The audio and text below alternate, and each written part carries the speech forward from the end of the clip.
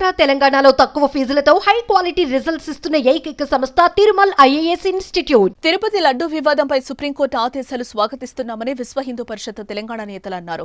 ప్రపంచ వ్యాప్తంగా ఉన్న హిందువుల విశ్వాసాలు పరిగణలోనికి తీసుకుని తిరుపతి లడ్డూ కల్తీ వివాదంపై సుప్రీంకోర్టు 5 సభ్యులతో కూడిన స్వతంత్ర దర్యాప్తు కమిటీని నియమించి విచారణ పూర్తి చేయాలని ఇచ్చిన ఆదేశాలను విశ్వ హిందూ పరిషత్ స్వాగతిస్తోందన్నారు. ఈ వివాదం వెలుగు చూసిన నాటి నుండి స్వతంత్ర దర్యాప్తు కోసం విశ్వ హిందూ పరిషత్ డిమాండ్ చేసిందని గుర్తు చేశారు. ఈ దర్యాప్తు ద్వారా సత్యం వెలుగు చూస్తుందని భక్తులు విశ్వసిస్తున్నారు.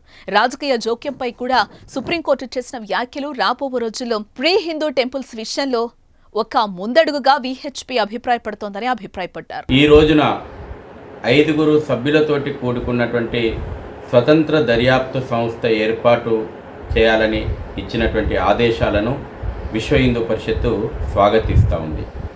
వివాదం వెలుగు చూసినటువంటి మొదటి రోజు నుంచి కూడా స్వతంత్ర దర్యాప్తు సంస్థ ఏర్పడాలి, స్వతంత్ర దర్యాప్తు సంస్థ ఆధ్వర్యం లోపట విచారణ జరగాలని విశ్వ హిందూ పరిషత్తు డిమాండ్ చేసింది.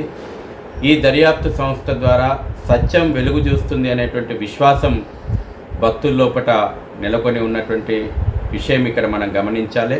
తిరుపతి విషయం లోపట రాజకీయాల జోక్యం పైన చాలా గంభీరమైనటువంటి వ్యాఖ్యలు చేసింది. దేవాలయాలు రాజకీయ పునరావాస కేంద్రాలుగా మార్చిన ఈ ప్రభుత్వాలు, అందుకే మేము మొదటి నుంచి కూడా దేవాలయాలపైన ప్రభుత్వ పెత్తనం వైదొలగాలని విశ్వ హిందూ పరిషత్ డిమాండ్ చేస్తూ ఉంది. ఆ దిశగా అనేక ఉద్యమాలు కూడా మేము నడుపుతూ ఉన్నాము.